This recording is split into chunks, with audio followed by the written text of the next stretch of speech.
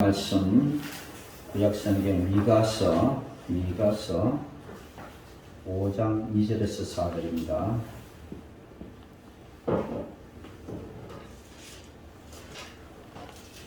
(1294페이지) 미가 5장 2절에서 4절까지 말씀 오늘은 한 목소리로 읽도록 하겠습니다. 미가서 5장 2절에서 4절 시작. 베들레헴 에브라다야, 너는 유대 족속 중에 작을지라도 이스라엘을 다스릴 자가 내게서 내게로 나올 것이라. 그의 근본은 상고에 영원에 있느니라. 그러므로 여인이 해산하기까지 그들을 붙여주시겠고, 그 후에는 그의 형제 가운데 남은 자가 이스라엘 자손에게로 돌아오리니, 그가 여호와의 능력과 그의 하나님 여호와의 이름을 의지하고 서서 목축하니 그들이 거주할 것이라.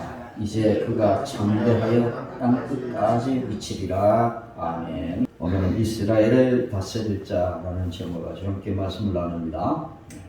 그저 성탄절이라서 우리가 성탄에 관한 말씀을 들었는데 또 하루가 지났지만 다시 성탄에 관한 말씀을 함께 나누도록 하겠습니다.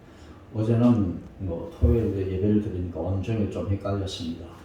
어제가 주일인 것 같이 생각해요. 좀 헷갈릴 때가 많았는데 오늘 다시 한번 우리가 주일학교 공과에 맞추어서 마지막 주간에 또 이제 성탄에 관한 말씀을 함께 나누기를 바랍니다. 그림을 한 장 보도록 하겠습니다.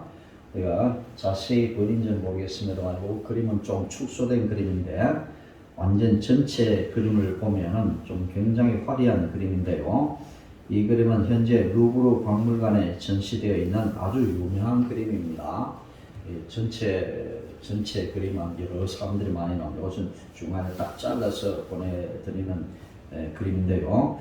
가운데 보면 왕관을 쓴 사람이 보이고 무릎을 꿇은 여인의 모습도 보이는데, 이 그림은 바로 자크 루이 다비드라는 사람이 그린 그림으로 나폴레옹이 이제 프랑스의 왕이 되는 대관식 장면을 그린 그림입니다. 나폴레옹은 프랑스 황제죠. 그래서 이 대관식을 그린 장면을 그렸는데, 이 그림을 보면 엄청 화려하고 웅장하다는 그런 느낌이 들고 그림만 봐도 왕의 힘과 위엄이 느껴지고 있습니다.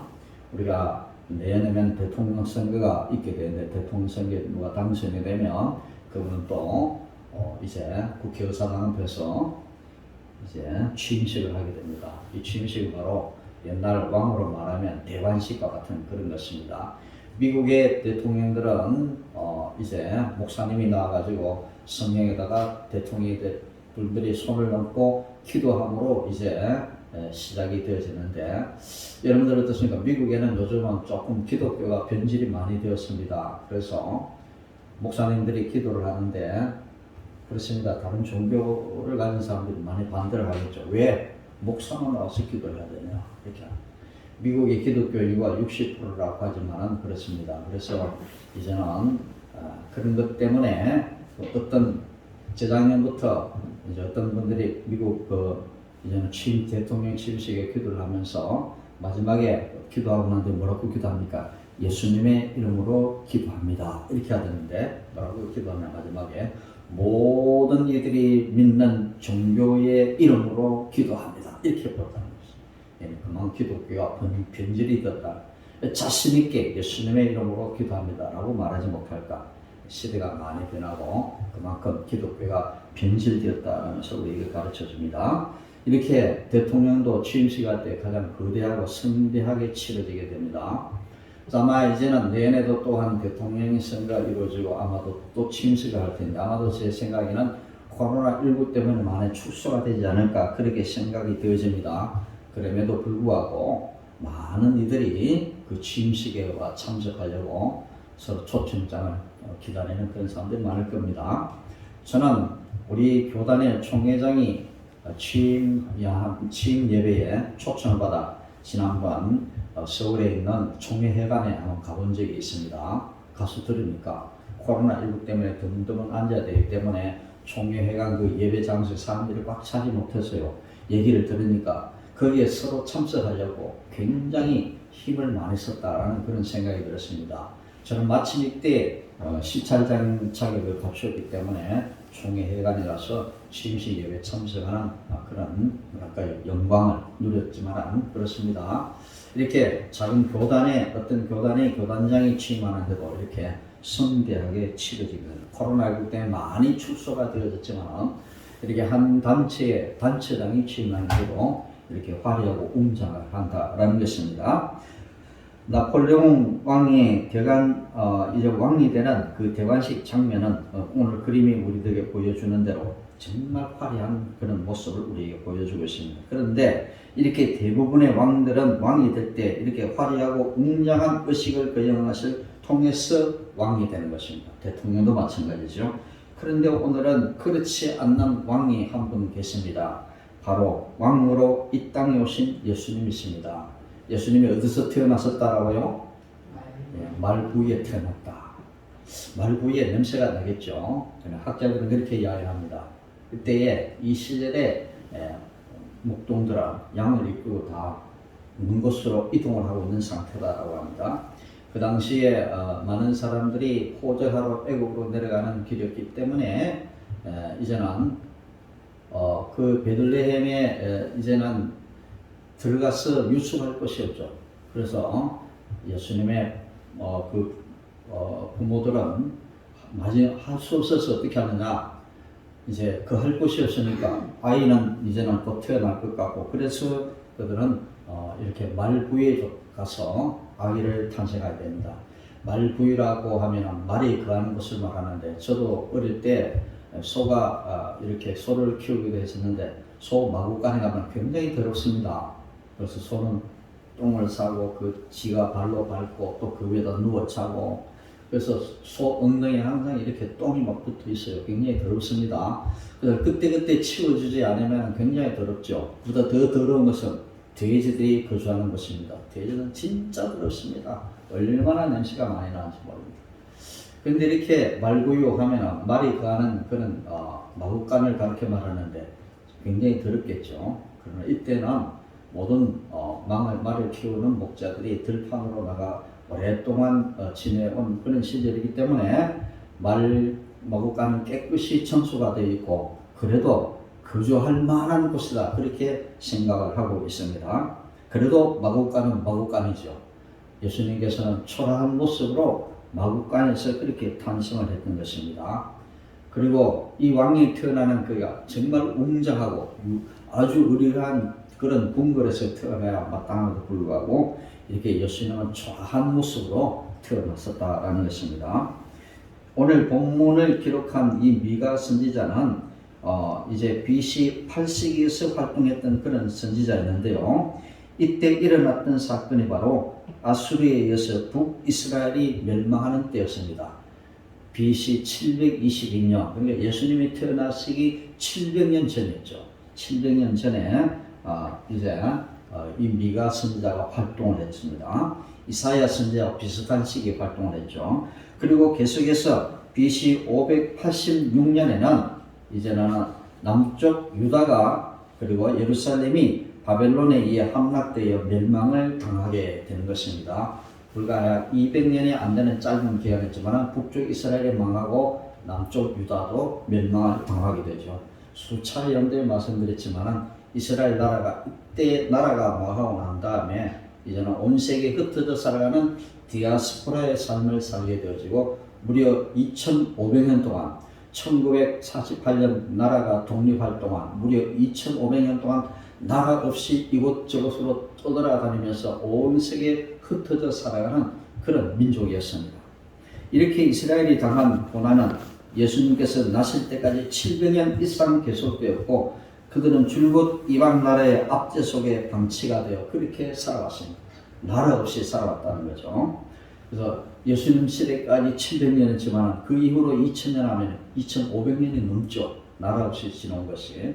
그래서 남쪽 유다가 멸망한 시점으로 보면 약 2500년 되지만 북쪽 이스라엘 나라가 멸망한 시점은 무려 2700년이 넘는 오랜 세월 동안 그들은 나라 없이 그렇게 떠돌이 생활을 했던 거죠. 우리나라도 그런 아픔을 한번 경험을 했습니다.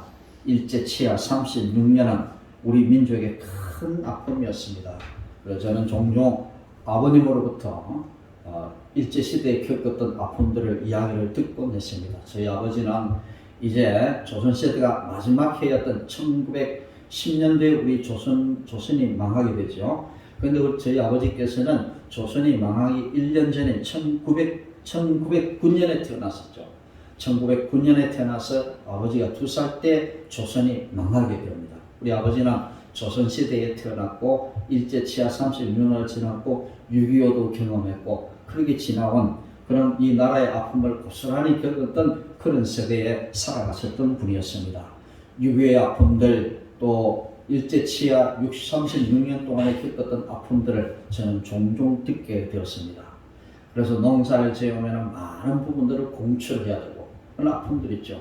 열심히 노력을 해서 농사를 지으면 많은 부분들이 일본인 사람들이 빼앗아가는 그런 아픔도 겪었고 6.25 때 전쟁을 피해서 총알을 피해서 피난을 다녔던 그런 아픔들도 저는 많이 전해 들었습니다. 그게 참 아픔이었죠. 우리 민족에게는 굉장히 큰 아픔이고 그런 큰 아픔들은 지금도 계속되어지고 있다는 거죠. 나라가 갈라져 살고 있다는 것. 전 세계 오직 우리나라만 나라가 갈라진 채로 이렇게 분단 국가로서의 삶을 살게 될 것입니다. 그런데 어떻습니까? 적국주의는 어떻게 하든지 무기를 만들어서 다시 적화 통일을 하는 야망을 버리지 않고 있습니다. 그들은 말로는 방비하기 위해서 핵무기를 만든다고 하지만 그들은 인민의 삶은 돌아보지 않고 오직 무기를 만드는 데만 전심전력을 다하고 있습니다. 남쪽과 북한의 경제적인 차이가 300배 이상이라는 말들을 하고 있습니다. 그렇습니다. 남한은 경제적으로 굉장히 세계 10대 강국이 들어있지만 북한은 전 세계적으로 아주 못 사는 나라 중에 하나, 엄청난 차이를 보이고 있습니다. 그럼에도 불구하고 저 북쪽에 있는 정치가들은 어떻습니까? 인민들을 압제하고 인민들을 가난으로부터 구출하고자 하는 노력을 하지 않은 채 어떻게 하든지 무기를 만들어서 미국 같은 강대국도 우리가 얼마든지 상대해서 이길 수 있다는 그런 신념을 가지고 지금도 핵무기를 만드는데 혈안이 되어 그렇게 살아가고 있습니다. 이런 아픔들이 지금도 계속되고 있죠. 그래서 가끔씩 충돌이 일어납니다. 충돌이 일어나서 아직도 서로가 서로를 대적하면서 서로가 서로에게 총불을 겨누는 이런 아픔들은 지금도 계속되어지고 있다는 것입니다. 그런데 이스라엘은 우리보다 무려 20배가 넘는 긴 기간 동안 이 아픔을 겪었던 것입니다. 그러나 하나님께서는 이스라엘 백성들을 계속 방치하시지 않았습니다. 예수님 시대까지 700년 동안 그들은 나라 없이 지나왔지만 하나님께서는 그런 이스라엘 백성들을 계속 방치하지 아니하시고 그들을 구원하시기를 그들을 회복시켜 주시기를 약속하셨던 것입니다. 3절에 말씀합니다. 그 후에는 그의 형제 가운데에 남은 자가 이스라엘 자손에게 돌아오리니 무슨 말입니까? 다시 회복시켜 주시겠다는 그런 약속입니다. 미가 선지자는 바로 이 희망의 메시지를 전해주고 있는 것입니다. 북쪽 이스라엘 나라가 망해서 아수리에서 포로가 되어서 저 아수르 나라의 포로가 되어 끌려가고 이제는 아수리에 살던 사람들이 이스라엘 땅으로 이렇게 이주를 시켜가지고 본토에 살고 있는 이스라엘 사람들과 함께 섞여 살고 거기에서 이제는 혼합된 인종들이 태어나기 시작합니다. 순수한 이스라엘 혈통을 유지하지 못하고 이제는 이스라엘 백성들의 그런 혈통은 다 상실되어 버리고 아수르 사람들과 이제는 결혼을 해가지고 거기에 태어난 사람들은 완전히 다른 민족이 태어나게 되는데 그 민족이 바로 사마리아인이었다라는 것입니다. 그래서 예수님 오실 당시에는 북쪽에는 이제 갈릴리 지역에는 사마리아인들이 살고 있었는데요. 이 사마리아 땅에는 사마리아인들이 살고 있었는데 이 사마리아인들은 바로 이스라엘 사람들과 아수르 사람들이 서로 결혼을 해서 자손을 낳은 그 민족이 바로 사마리아인이었다. 그러니까 남쪽에 있는 유대인들, 예수님도 유대인이었습니다만 이 유대인들은 이 사마리아인들을 굉장히 멸시를 합니다. 왜? 순수 혈통을 가지지 못한 사람이기 때문에 이 사마리아인들은 예루살렘에 와서 하나님께 예배하는 것조차 금지시켰다는 거죠. 그렇습니다. 그래서 구약의 북이스라엘에 이제는 여로보암 왕이 행했던 그래서 세겜에 산당을 만들고 그들만이 정해놓은 성경과는 상관이 없는 율법에 말씀과는 상관이 없는 그들만의 방식대로 그 비슷한 방식대로 그들이 산당을 만들고 예루살렘까지 와서 예배를 드리지 못하니까 그들 나름대로 이제는 변질되는 예배를 드리기 시작했는데 그 전통들이 계속 이어져 와서 예수님 시대 사마리아인들도 그렇게 변질된 예배를 그들이 드리고 있었다는, 순수한 예배를 하나님 앞에 드리지 못했다는 민족의 아픔이었던 것입니다. 그런데 이런 하나님께서는 이런 민족들에게 남은 자가 이스라엘 자손에게로 돌아오리니 이 회복시켜 주시겠다는 약속을 해 주셨습니다. 사무엘하 7장에는 하나님께서 다윗과 더불어 맺는 언약이 나오는데요. 이를 가리켜서 우리가 얼마 전에 배웠죠. 다윗 언약이라 그렇게 부르는데, 이 언약은 다윗의 후손에게서 태어날 왕을 통해서 하나님의 나라를 완성하게 된다는 그런 약속인데요. 사무엘하 7장 12절에 13절 말씀을 한번 보겠습니다. 내 수완이 차서 내 조상들과 함께 누울 때에 내가 내 몸에서 날 내 씨를 내 뒤에 세워 그의 나라를 견고하게 하리라. 그는 내 이름을 위하여 집을 건축할 것이요 나는 그의 나라 왕위를 영원히 견고하게 하리라. 이 다윗의 시를, 그 시는 누구를 가리켜 말하느냐? 솔로몬 왕을 가리키기는 하지만 오늘 마지막에 보면은 그 왕위를 영원히 견고하게 하리라. 그 끊어지지 않고 영원히 견고하게 하리라, 이런 말씀이었는데요. 이 말씀은 그대로 지켜졌을까요? 우리가 역사적으로 보면은 이 약속이 지켜지지 않았습니다. 다윗의 왕위가 영원히 이어지지는 않았습니다.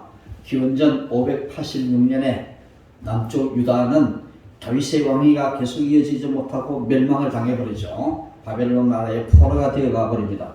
그럼 하나님께서는 이 약속을 파기하셨던 말입니까? 그렇지 않다는 겁니다. 여기에 나오는 다윗의 작은 신은 솔로몬 왕을 가리키기도 하지만 그 신은 바로 이제는 이후에 태어나실 2000년 전에 태어나실 예수 그리스도를 가리켜 말씀하는 겁니다. 예수님은 다윗의 후손입니다. 다윗의 혈통에서 예수님이 태어나셨고 예수님이 그 왕위를 이어서 영원토록 우리의 왕이 되신다라는 것을 오늘 우리들에게 다윗을 통해서 약속을 해 주셨다라는 것입니다. 구약에서는 다윗 언약에서 약속한 왕을 메시아라 그렇게 부르기도 합니다. 하나님은 하나님이 하신 약속을 반드시 지키시는 분이십니다. 그래서 이스라엘 백성들은 지금도 메시아가 오기를 기다리고 있는 거죠. 우리가 믿는 메시아는 예수님이시지만 이제는 이스라엘 사람들은 예수님을 메시아로 인정하지 못합니다. 그런 지금도 다윗과 같은 훌륭한 왕이 이 땅에 태어나서 그 민족을 구원해 줄 것이라 지금도 그들은 그렇게 기대를 하고 또 기다리고 있는 것입니다.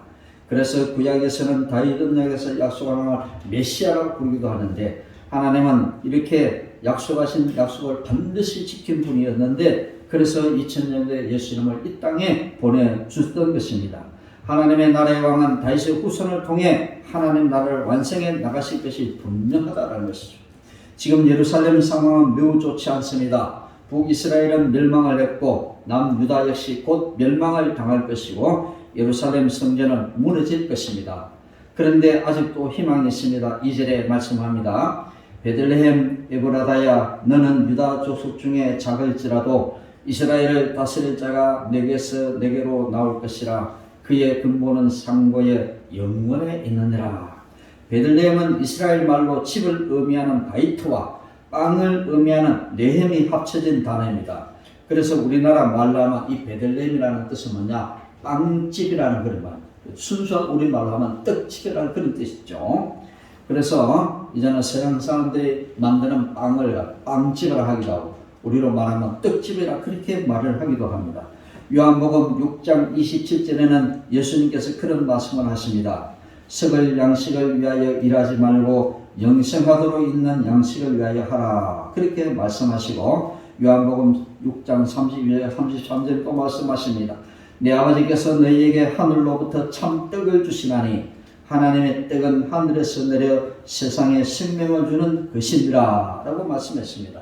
오늘 여기 양식이다, 떡이다, 빵으로도 번역을 할 수가 있습니다. 그래서 이 떡은, 이 빵은 하늘에서 내려 세상에 주는 생명을 주는 것이다. 예수님은 떡으로, 빵으로 이 땅에 오셨다. 양식으로 이 땅에 오셨다. 그 예수님이 바로 우리의 영혼의 양식이 된다. 성경은 그렇게 말씀하고 있습니다. 그리고 요한복음 6장 35절은 나는 생명의 떡이니 내게 오는 자는 결코 줄이지 아니할 터이요 나를 믿는 자는 영원히 목마르지 아니하리라 말씀하셨습니다. 예수님의 생명의 떡이고 동시에 목마르지 아니할 물이다 생수다 그렇게 말씀을 했습니다. 우리는 예수님을 먹고 예수님을 마시면 영원히 목마르지 아니할 양식과 물을 마실 수가 있습니다. 그래서 우리가 성자식을 할 때 마시고 떡을 먹고 또 포도주를 마시는 것은 바로 이것을 가리키는 말씀 아닙니다. 여기서 예수님은 자신을 생명의 떡이라 말씀했죠. 예수님께서는 이 사실을 나타내시기 위해서 떡집이라는 이름의 베들레헴에서 태어나신 것입니다. 그래서 나는 떡이요 나는 참된 양식이요 이것을 말씀하시기 위해서 베들레헴에서 태어나신 것입니다. 떡집에서 태어나신 것입니다. 그리고 이 마을은 예루살렘 남서쪽 8km 떨어진 지점에 위치한 마을이었고 다윗의 고향이기도 했습니다. 그런데 베들레헴은 그렇게 큰 도시가 아니었습니다. 그래서 미가서 5장 2절에 이렇게 기록하고 있습니다. 너는 유다 족속 중에 작을지라도 조그만한 동네다. 큰 도시가 아니다라는 겁니다. 너는 유다 족속 중에 작을지라도. 그런데 이 작은 마을 베들레헴에서 이스라엘을 다스릴 자 왕이 나신다 그렇게 예언을 합니다. 왕이 태어난다 하면 반드시 예루살렘에서 태어나야 되는데 그런데도 놀랍게도 작은 도시인 작은 마을인 베들레헴에서 왕이 태어난다라고 그렇게 예언을 받습니다.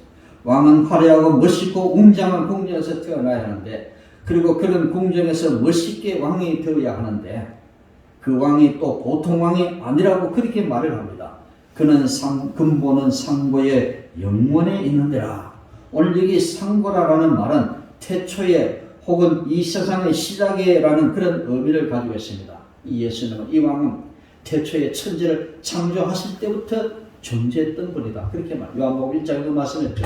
천지를 창조할 때 말씀이 태초의 말씀이 천지를 창조하시니라. 요한복음에 이 말씀이 바로 하나님이심을 말씀했고 그 하나님이신 그 말씀이신 하나님이 육신의 몸을 입고 이 땅에 오셨다라고 어제 예배에 우리가 말씀을 드렸습니다.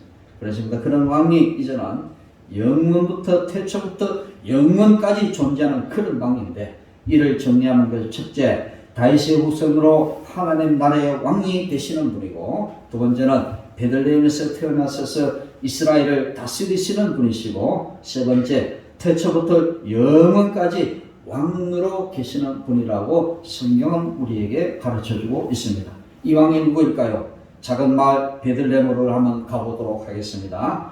베들레헴에 동방박사들이 도착을 했습니다. 마태복음에 보면은 동방박사가 먼 곳에서 와가지고 예수님이 있는 곳에 와서 경배를 했다라고 했습니다.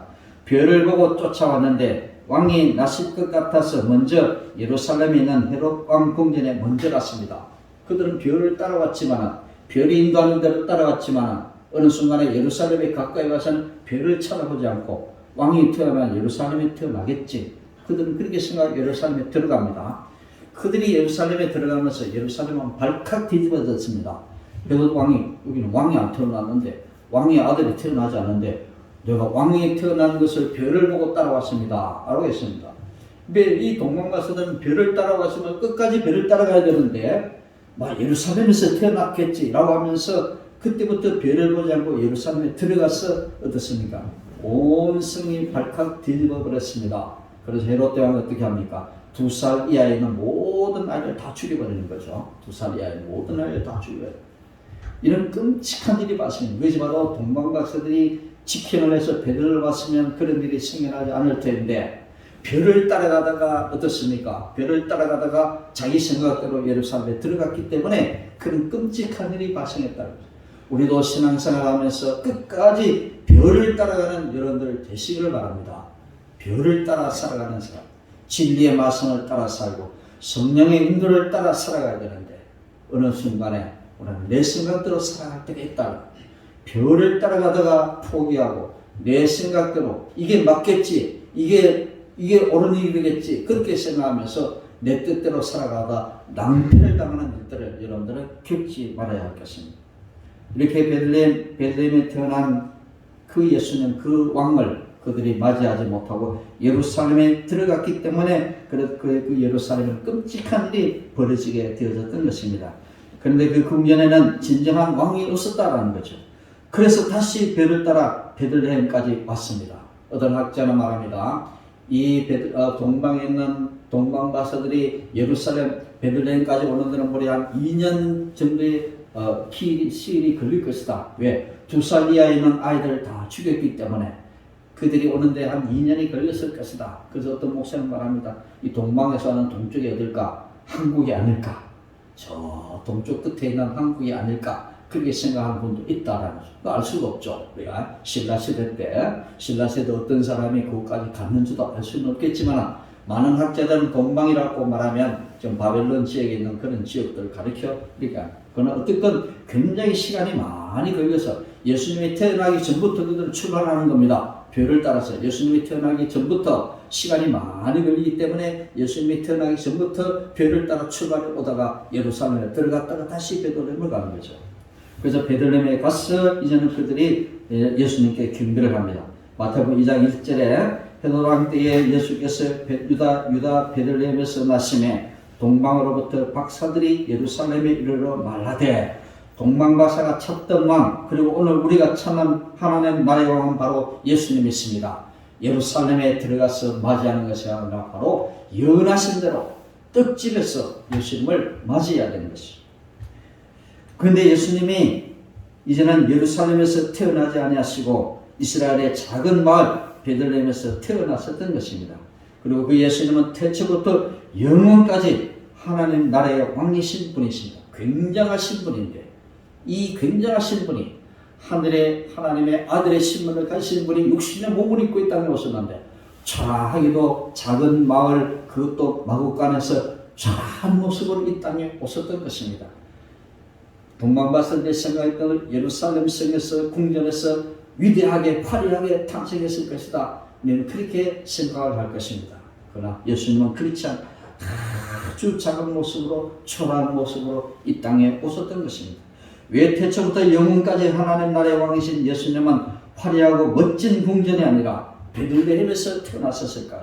왜 멋있게 왕이 된 것이 아니라 마국간 구에서 태어나셨을까? 왜 하나님은 높고 높은 하늘 보좌를 버리고 이 낮고 낮은 땅 위에 오셨을까요? 그 하나님의 예수님의 본체는 바로 하나님이십니다. 그 하나님이 왜 이 인간의 몸을 입고 이 땅에 오셨을까? 왜 화려한 곳에 화려한 궁전에서 태어나지 않으시고 그 초라한 베들레헴에 태어났었을까? 그 높은 곳에 계시는 그 위대하고 존귀하신 그분이 왜 이 천한 인간의 몸을 입고 이 땅에 오셨을까? 예수님은 저와 여러분들을 너무도 사랑하기 때문에 우리와 똑같은 모습으로 오셨다라는 거죠. 우리나라에 처음 그 선교사들이 우리나라에 와서 선교를 할 때 어떤 사람에게 먼저 전도를 할 것인가 회의를 했습니다. 저 고관들 높은 지위에 있는 사람들에게 먼저 전도를 할 것인가 아니면 아주 영세민들에게 일반 국민들에게 먼저 전도할 것인가. 그 선교사들이 회의를 하고 난 결론이 뭐냐? 가난하고 부족하고 무식한 사람들에게 우리가 먼저 전도하자. 그래서 이제 전도를 하니까 이 사람은 말씀을 가르치려도 글자를 알지 못합니다. 그 당시에 대부분의 사람들은 글자를 알지 못했기 때문에 그들에게 복음을 전하니까 글자를 가르쳐줘야 돼. 놀랍게도 이제는 외국에 있는 선교사들이 들어가지고 한글을 연구하게 되고 이 선교사들에 의해서 우리나라에 한글 학교가 세워진다는 겁니다. 놀라운 일이 아닐 수가 없습니다. 그때는 이제는 나라를 지도하는 지도자들은 다 한문을 사용하기 때문에 이제는 국민들에게서 한문을 모르죠. 글자를 모르는 사람들이 대부분이었는데 이들에게 복음을 전하니 어떻게 하든지 한글을 가르쳐야 된다. 쉬운 글을 가르쳐야 된다. 그래서 한글로 성경을 번역하게 되어지고 이 국민들에게 성경을 가르치기 위해서는 어떻게 하든지 글을 가르쳐야 되는데 이 선교사들이 들어와서 이제는 뭘 하느냐? 학교를 짓게 되는 겁니다. 연세대학교, 배재학당, 이화여고, 이화여자 이런 학교들이 세워지게 되고 이제는 광주의 소피아 또 이제는 부산에 가면 일신학원 이런 학교들이 세워지게 되는 거죠. 이신여고는 나중에 동래여고로 바뀌어서 기독교와는 떨어져 나갔지만 지금도 그 전통이 이어지고 있습니다. 지금도 부산에 가면 일신 기독병원은 병원에 있습니다. 호주의 선교사들이 이제는 부산에 도착해서 병원을 세운 것이 일신 기독병원이었고, 이제는 부산에 도착해서 학교를 세운 것이 바로 일신 여학교였던 거죠. 그게 학교가 변해서 동네 용어로 바뀌었습니다만 원래는 일신여였죠. 일신, 하나뿐이신 신을 가리켜 말합니다. 이렇게 일신 학교를 세워 곳곳에 그들은 선교사들은 학교를 세워가지고 이제는 국민들에게 한글을 가르치. 왜 한글을 가르칠까요? 복음을 전하기 위해서 한글을 가르쳤던 겁니다. 이렇게 그들은 뭐냐? 우리가 똑같은 모습으로, 선교사들은 본국에서 높은 그런 지식의 수준을 가지고 있지만 이 땅에 와서 똑같은 수준으로 그들과 함께 가면서 이제는 그들과 함께 된장국을 먹으면서 그들과 함께 보신당까지 먹어가면서 그들에게 복음을 전하기 시작하는 겁니다. 지금도 우리가 선교사들이 해외에 나갈 때 어떻게 합니까? 우리가 똑같은 모습으로 그들에게 다가가는 거죠. 그래서 그들이 사용하는 언어, 그들이 먹는 음식, 그들이 이루는 모든 문화의 습관들, 생활 습관들을 습득해가지고 그들이 그대로 해 나갈 때에 복음을 전할 수가 있다는 거죠. 그래서 여기서 뭐냐? 이는 똑같은 수준의 사람이다. 그래서 우리가 유치원 아이들에게 대화를 하면 유치원 아이들이 쓰는 말을 사용해야만 그들과 소통을 이루어갈 수 있는 거죠. 우리가 선교지에 가서 그들과 소통을 하려면 현지 언어를 사용해야 되고, 현지의 생활 습관을 배워야 되고, 현지 문화를 먼저 습득을 해야 된다는 거죠. 높으신 하나님께서 이 땅에 오실 때에 어떻습니까? 똑같은 우리의 모습으로 이 땅에 오셨다는 거죠. 그렇게 하지 않으면 우리가 소통을 할 수 없었기 때문에 예수님은 그 천한 동네, 작은 동네 그 마국간에서 태어나셔서 우리와 똑같은 모습으로 이 땅에 오셨다라는 겁니다. 만약에 예루살렘에 화려한 모습으로 오셨다면 결코 우리와 가까워 갈 수가 없었을 것입니다. 그래서 우리는 이 하나님은 우리를 너무도 사랑하셨기 때문에 저와 여러분들을 살리기 위해서 이 땅 가운데 낮고 낮은 모습으로 오신 것입니다. 오늘 성탄절은 우리를 위해서 낮고 천한 모습으로 오신 하나님 나라의 왕님 예수님을 기억하고 예수님이 우리를 얼마나 사랑하신지를 기억하는 그런 날이 되어야 할 것입니다. 그렇습니다. 성탄절의 전통들이 많이 사라지고 있습니다. 코로나19 때문에 더 많이 축소가 되었습니다. 어떻게 하든 우리는 성탄절이 되면 오늘 이런 사람들이 이웃에 차고 넘쳐나가는 이런 일들을 해야 돼요. 내년 우리가 좀 더 이웃들에게 베푸는 그런 교회가 되었으면 참 좋겠습니다. 또 한 가지가 있습니다. 하나님은 여자의 후손 다윗의 후손을 통해 우리를 죄에서 구원하시겠다는 약속을 지켜주셨습니다. 창세기 3장 15절에 말씀한 대로 이 여자의 후손 바로 예수님을 통해서 죄악 가운데 빠지는 선악과를 따먹으로 영원토록 죄악 가운데 빠지는 인류를 구원하시겠다는 그 약속을 지켜주셨던 것입니다. 미가 선지자를 통해 작은 마을인 베들레헴에서 하나님 나라의 왕이 태어날 것이라는 약속도 지켜주셨습니다. 그러므로 이번 성탄절을 위하여 주님의 임재를 경험하는 여러분들이 되시기를 바랍니다. 목자들에게 동방 박사들에게 나타났던 그 하나님, 그 예수님이 오늘도 여러분들에게 함께 임하는 복된 은혜를 경험하시기를 주님의 이름으로 축원드립니다. 이스라엘 백성들이 오실 메시아를 기다렸던 것처럼 매 순간 우리에게 찾아오시는 그 주님을 기쁨으로 영접하여 그분께서 주시는 축복을 누리는 여러분들 되시기를 바랍니다. 그리고 다시 오실 예수님을 통해 완성될 하나님의 나라를 소망하는 저와 여러분들 되시기를 바랍니다. 2000년 전에 이 땅에 오신 그분은 이제 마지막 날에 우리에게 다시 오신다라고 했습니다. 이제 마태복음 마지막 복음과 사도행전 초기에는 보면은 예수님은 하늘로 올라가신 그 모습 그대로 이 땅에 다시 오신다라고 하셨습니다. 사도신경을 통해서 우리는 그렇습니다. 이분은 다시 오실 주님이시고 우리는 이제는 그렇습니다. 우리의 육체의 부활을 믿으며 우리의 죄가 다시 사함받고 육체의 부활이며 그분과 함께 영원토록 우리는 천국 나라의 삶을 누리게 될 것이다. 그렇게 말씀을 하고 있는 것입니다. 슬픔이 변하여 기쁨이 되는 축복이 있기를 바랍니다.